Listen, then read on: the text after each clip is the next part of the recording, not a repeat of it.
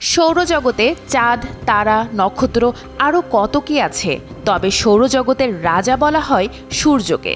তীব্র উত্তাপ ছড়ানো সূর্যের কাছাকাছি এখনও পৌঁছাতে পারেনি কোনো মানুষ, এমনকি যেতে পারেনি কোনো মহাকাশযানও। তবে এবার ইতিহাস গড়েছে যুক্তরাষ্ট্রের আন্তর্জাতিক মহাকাশ গবেষণা সংস্থা নাসা। তারা সূর্যের দিকে একটি মহাকাশযান পাঠিয়েছিল, যা সূর্যের খুব কাছাকাছি ঘেঁষে সফলভাবে ঘুরেও এসেছে, যা রীতিমতো ইতিহাস তৈরি করেছে। মহাকাশযানটির নাম পার্কার সোলার প্রোব। 24 ডিসেম্বর মহাকাশে যাত্রা করা এই যান মাত্র 3 দিনে সূর্যপৃষ্ঠের প্রায় 38 লাখ মাইলের কাছাকাছি পৌঁছাতে সক্ষম হয়। এর জন্য মহাকাশযানটিকে 980 ডিগ্রি সেলসিয়াস পর্যন্ত তাপমাত্রা সহ্য করতে হয়েছে।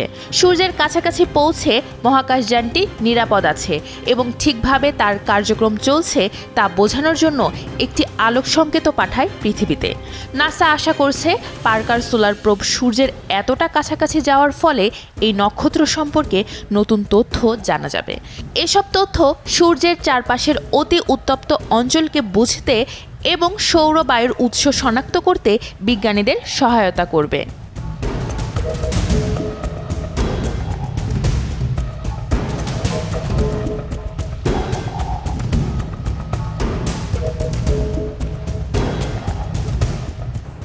এমন আরও তথ্য পেতে ভিজিট করুন prothomalo.com/ভিডিওতে এবং প্রথম আলোর ফেসবুক পেজে।